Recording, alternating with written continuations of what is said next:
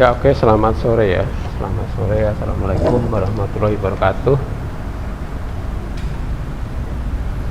Ya, untuk kelas data warehouse ya, kelas SIS, silahkan join untuk mengikuti perkuliahan ya pada sore hari ini.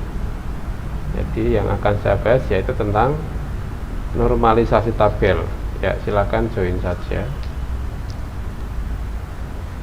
Ya, sambil nunggu ya.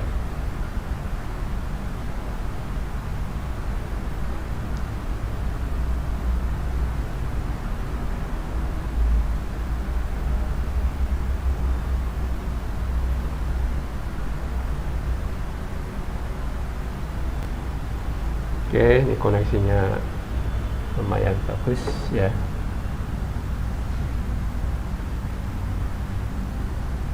Oke, walaupun ini kelasnya sedikit ya, saya lihat kelas ini jarang sekali mengikuti live, tapi tetap saya gunakan live ya, karena nanti Anda bisa melihat ya, melihat rekamannya ya.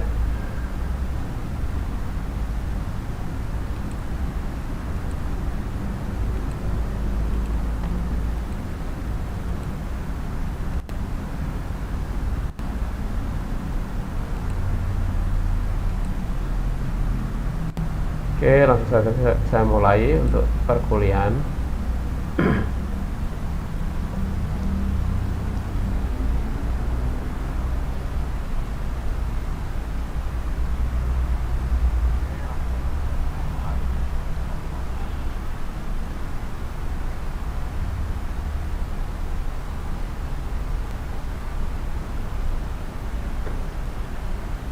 Ya, jadi yang akan saya jelaskan pada kesempatan kali ini adalah tentang normalisasi tabel gitu ya. Nah, oke, untuk definisi ya, pengertian ya gitu ya lah. Jadi definisi dari normalisasi ini sebuah teknik untuk logikal ya, logical design sebuah database ya, atau sebuah basis data gitu ya. Jadi teknik mengelompokkan atribut dari suatu relasi sehingga membentuk struktur relasi yang baik tanpa redundan gitu ya. Nah, tanpa redundan berarti tanpa pengulangan. Terus proses normalisasi adalah proses pengelompokan data atau elemen menjadi tabel-tabel yang menunjukkan entity dan relasi gitu.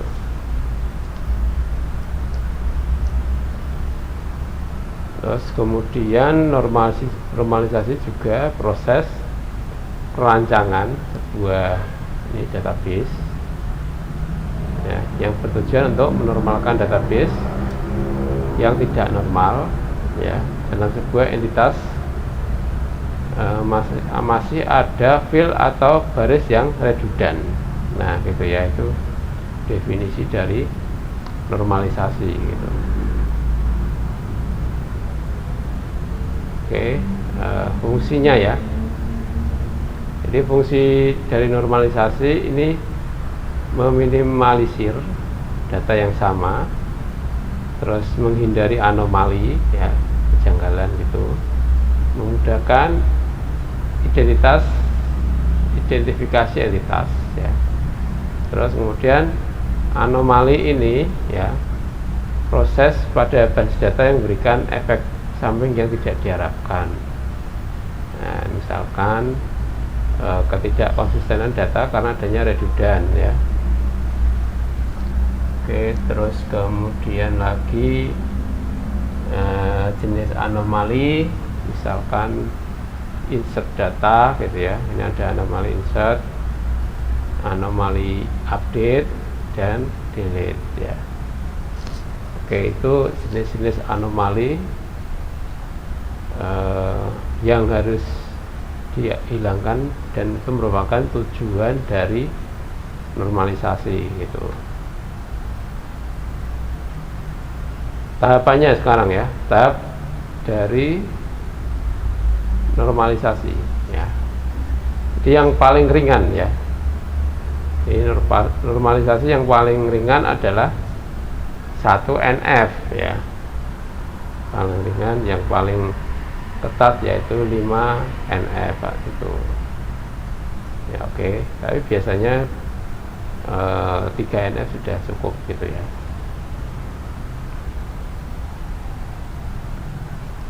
Oke, untuk tahapan normalisasi ini ada tahapan-tahapannya yang harus dilakukan. Biasanya ini bentuk tidak normal ya, ini kan belum normal, yaitu tujuannya menghilangkan atribut bernilai ganda atau multi value ya. Terus dari bentuk tidak normal, setelah dihilangkan atribut bernilai ganda, ke bentuk normal 1 atau 1 NF ya. Nah ini menghilangkan dependensi parsial ya, ketergantungan ya.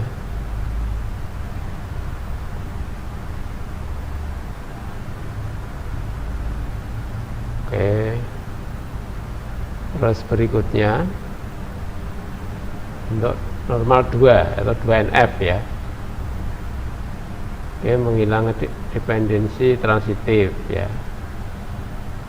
Oke, yang bentuk normal ketiga menghilangkan anomali-anomali hasil dependensi fungsionar ya.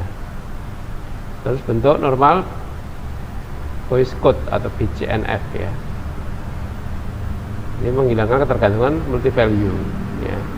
Terus yang bentuk normal keempat 4NF itu adalah menghilangkan anomali-anomali yang masih tersisa.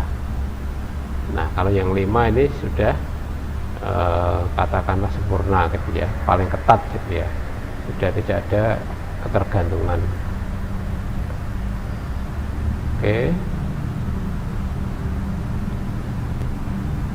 prosesnya ya, proses normalisasi data dalam bentuk tabel ya, ini data dalam bentuk tabel. Kemudian pengujian pada beberapa kondisi apakah ada anomali atau tidak. Itu kan ini dicoba-coba ketika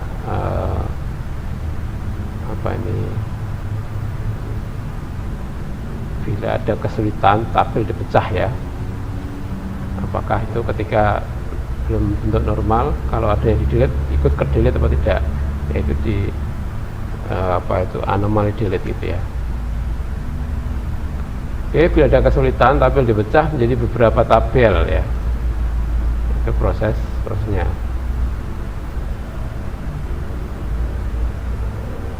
Ini contoh ya, contoh relasi barang pemasok. Nah, oke, di situ ada barang pemasok, ada kode barang, nama barang, terus harga jual, kode pemasok, nama pemasok, kota. Nah, oke. Nah, ini dipecah menjadi 2. Jadi misalkan kalau satu baris ini dihapus kan, misalkan dihapus pemasoknya, nanti barang tidak hilang gitu ya. Oke, dipecah di 2, barang dan pemasok menjadi seperti ini ya.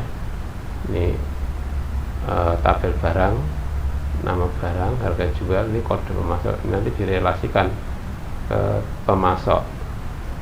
Terus pemasok sendiri atau supplier lah katakanlah itu ya, supplier, kode pemasok, terus nama pemasok, kota gitu.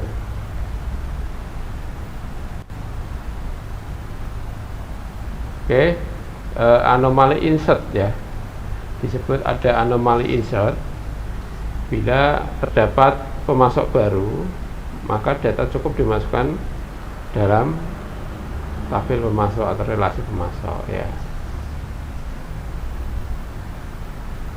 Nah, jika terdapat barang baru, data cukup dimasukkan dalam relasi barang ya. Jadi sudah dipecah 2 untuk menghindari anomali insert itu ya. Oke, terus contoh anomali update ya. Oke, anomali update itu misal pemasok dengan kode A11 yang semula di Solo pindah ke Semarang, maka mengubah kota Solo menjadi Semarang untuk kode pemasok A11.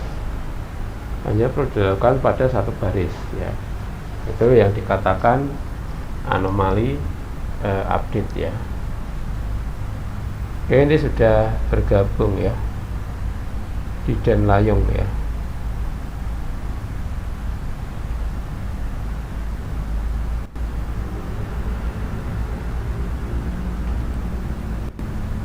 Oke, silahkan langsung bergabung.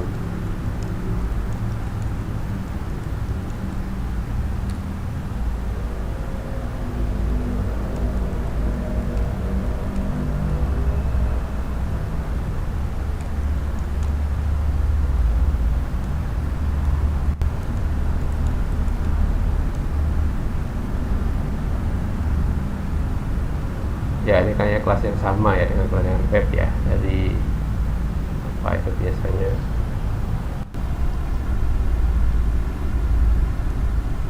hari sore itu ya, Selasa ya. Jadi Selasa kayaknya.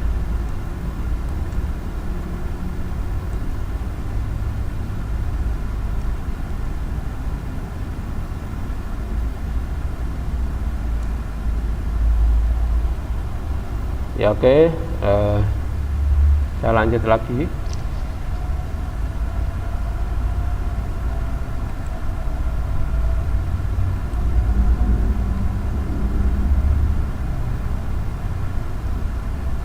Ya, ada anomali ya tadi ya, anomali insert, anomali update ya. Sekarang ke anomali delete ya.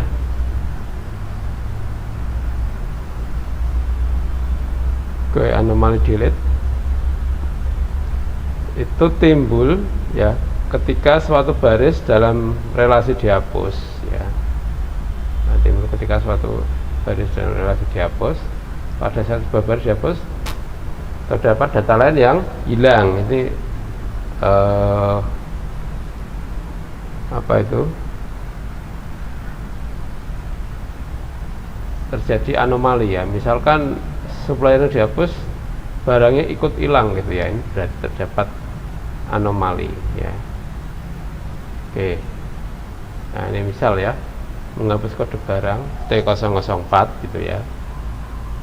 Nah, terus penghapusan cukup pada relasi barang dan pemasoknya A33 tetap dalam relasi pemasok ya. Ini tadi contoh ya, anomali ya yang terjadi. Nah, ini langkah-langkah ya tadi tahapan normalisasi. Saya ulang sedikit ya. Jadi bentuk tidak normal menghilangkan dependensi gitu ya.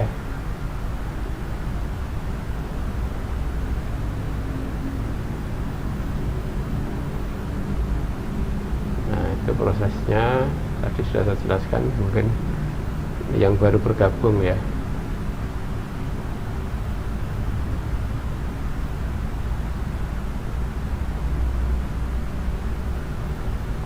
Oke, ini kan bentuk belum normal ya, terus dipecah tabelnya ya, dipecah dari barang dan pemasok. Terus dicoba anomali insert, ada anomali update dan anomali delete gitu ya. Ya oke. Jadi misal barang T004 ingin dihapus, maka ini cukup pada barang saja gitu ya. Oke, sekarang ketergantungan ya. Jadi sampai tidak ada ketergantungan gitu ya. Dependensi konsep yang mendasari normalisasi ketergantungan ya.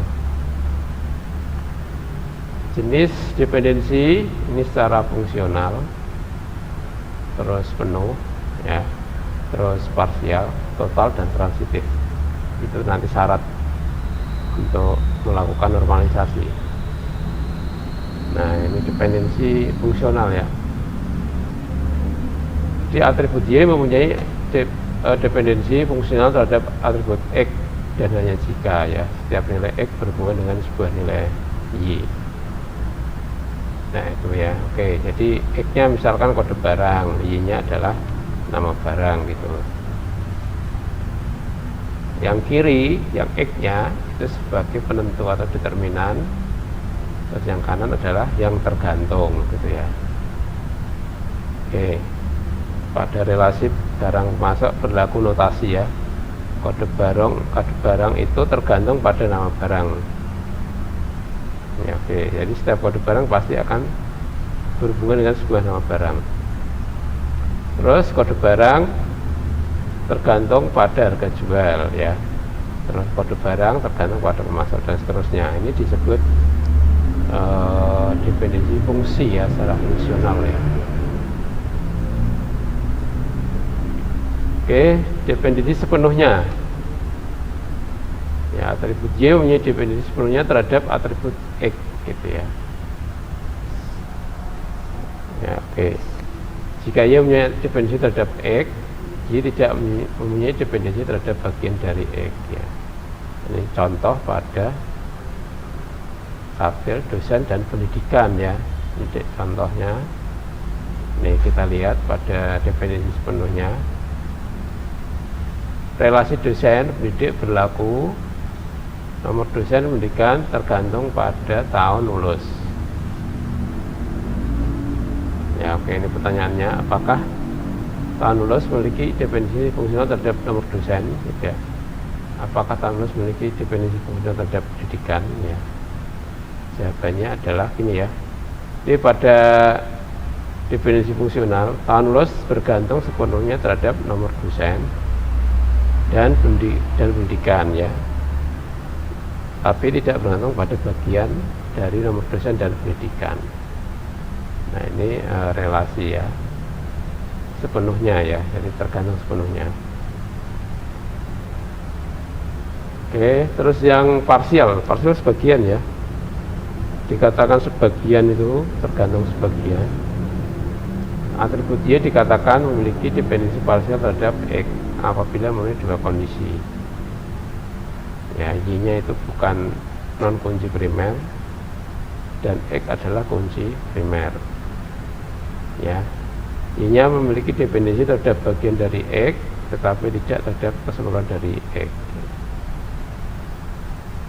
Nah ini oke. Pada relasi dosen pendidik punya kunci primer, kuncinya ya nomor dosen dan pendidikan. Terus atribut jenis kelamin memiliki dependensi terhadap nomor dosen ya, yang merupakan bagian dari kunci primer, memiliki dependensi sebagian ya. Oke, itu contoh dependensi parsial. Terus yang total ya, oke ya. Jadi suatu atribut Y dikatakan memiliki dependensi total terhadap X, syaratnya ada dua ya. Y memiliki dependensi fungsional terhadap X dan X mempunyai dependensi fungsional terhadap Y. Nah, ini saling tergantung lah gitu ya. Notasinya seperti ini ya, jika maka ya, kalau kita belajar matematika diskret ya, ini implementasinya ke normalisasi ya. X terkadang Y terkadang X bawah ini ya. Jadi kode pemasok tergantung nama pemasok dan nama pemasok tergantung pada kode pemasok. Nah itu. Oke. Terus yang transitif ya, ini atribut Z mempunyai dependensi transitif terhadap X bila Y ini memiliki dependensi fungsional terhadap X dan Z memiliki dependensi fungsional terhadap Y, atau ditulis seperti ini ya, X jika X maka Y maka Z gitu ya. Nah bisa dituliskan kalau pada contoh kasus barang pemasok tadi. Nah ini yang barang pemasok ya. Oke, nah ini ya barang pemasok ya, kasusnya tadi ya. Oke, saya tunjukkan saja.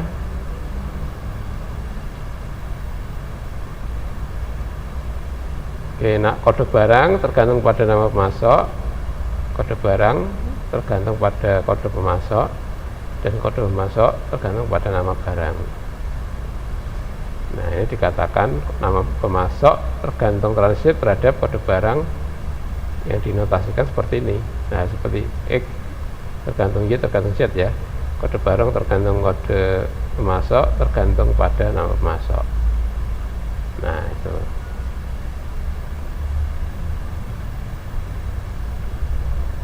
Nah, Anda bisa juga menggunakan diagram dependensi fungsional ya, selain menggunakan notasi tadi ya, seperti ini.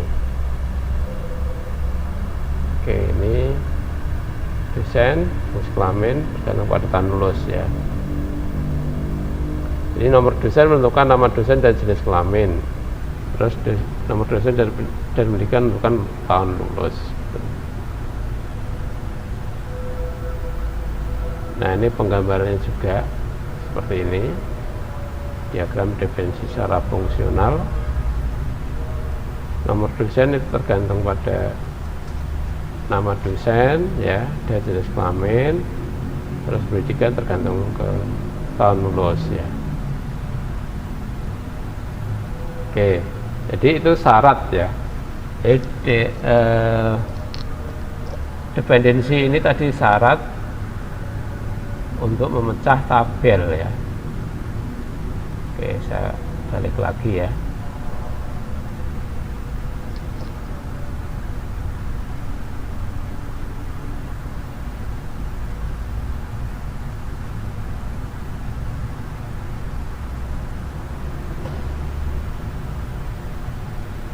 Oke, itu kan tahapan normalisasi ya.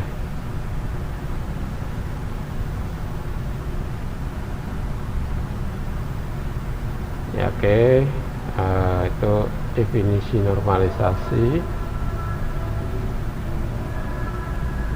meminimalkan dasar untuk menghindari anomali tadi kan ya.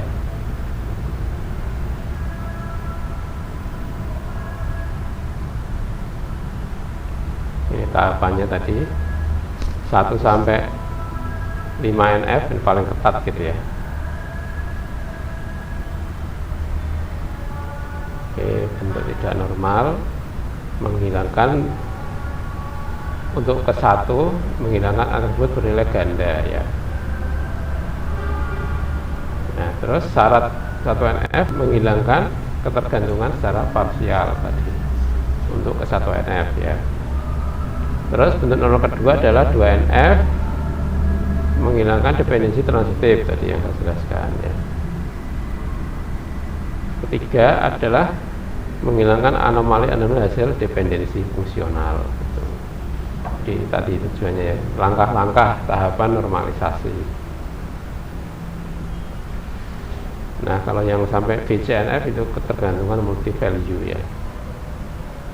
Dan yang keempat, kalau ada anomali hilangkan ya.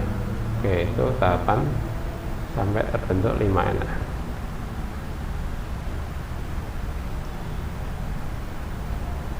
Oke, ini tadi pengujiannya. Oke, tadi saya contohkan tabel pemasok, ada anomali insert, anomali update, dan anomali delete ya.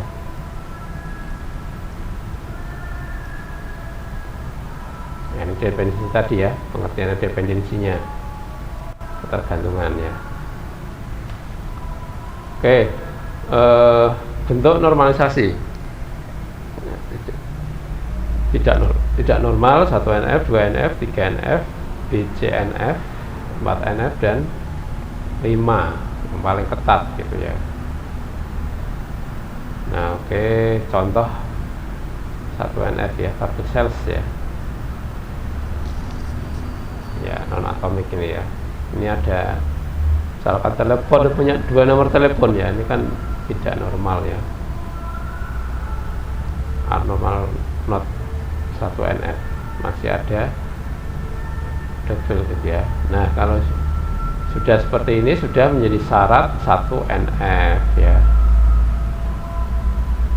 Oke, nah, nomornya kan 2, ini diulang gitu ya. Oke, terus tabel buku, kita lihat di sini ada pengulangan ya, ID pengarang dan nama pengarang ya, diulang. Ini contoh, satu buku kan 2 pengarang, jadi nulisnya kan pengarang 1, pengarang 2 gitu ya. ISBN kode bukunya. Nah ini tidak normal gitu ya, karena ada pengulangan data ya. Maka 1NF itu menjadi seperti ini. Nah, nama pengarangnya ya. Nah, ini bentuk tidak normal, ini bentuk 1NF contoh. Ya, tidak ada pengulangan di sini. ID pengarang filenya 1, tapi karena isinya ada 2, maka ini diulang. Oke, terus normal kedua, second normal form ya, 2NF ya.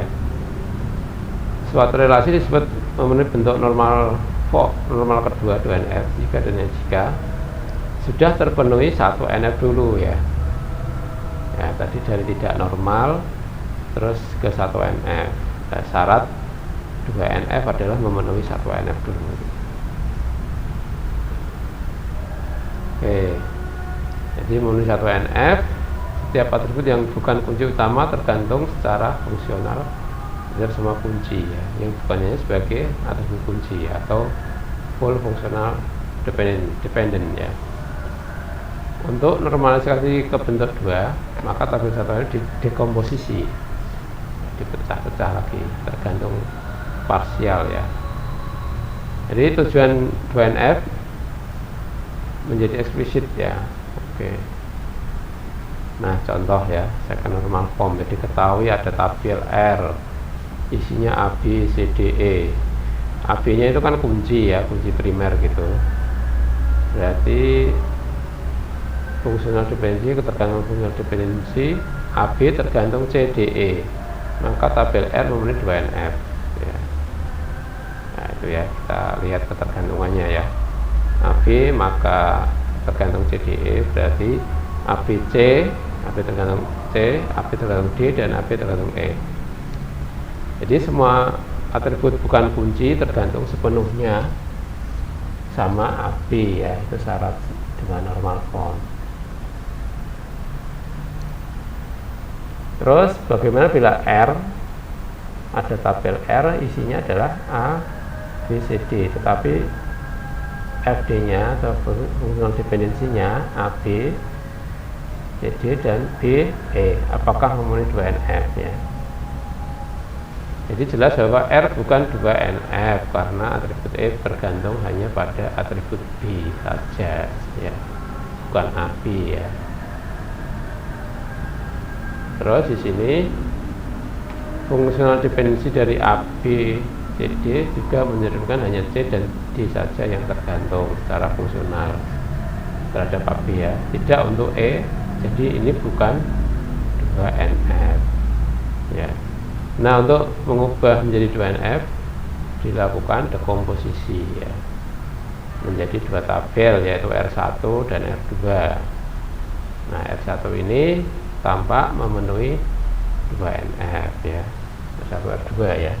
Jadi pecah lagi ya. Nah ini contoh,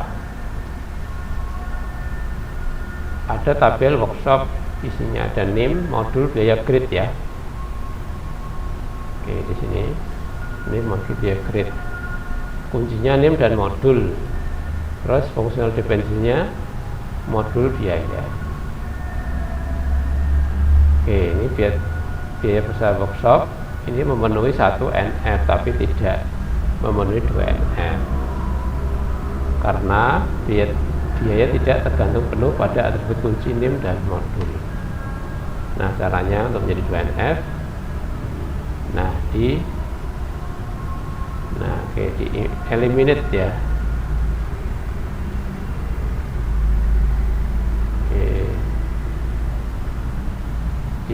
Di dekomposisi menjadi 2 tabel,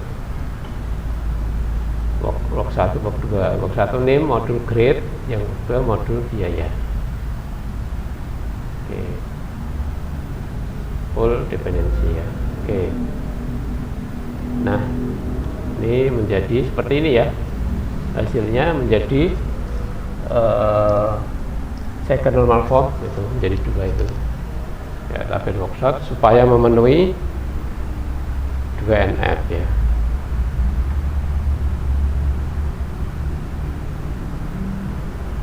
Oke.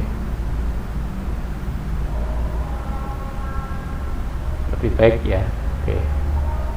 Terus normal ketiga ya, langsung saja ya. Contoh nih normal ketiga nih. Dekomposisi ya, dekomposisi dulu.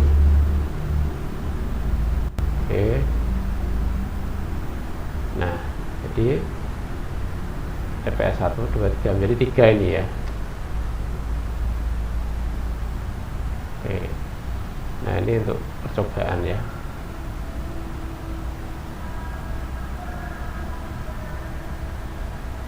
Ini yang BCNF terus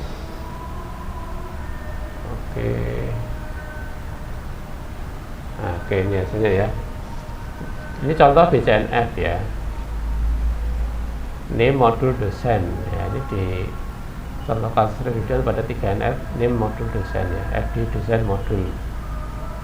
Nah, kalau ini belum bentuk BCNF, yang ini belum BCNF, yang ini BCNF ya.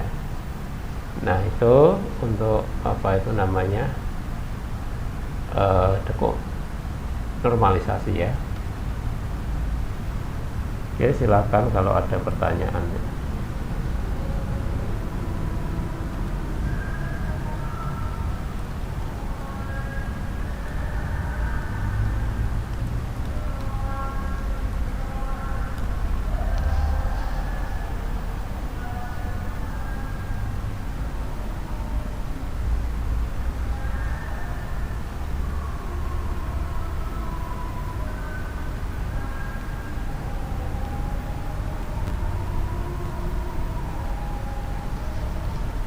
Tidak ada. Oke, tidak ada ya.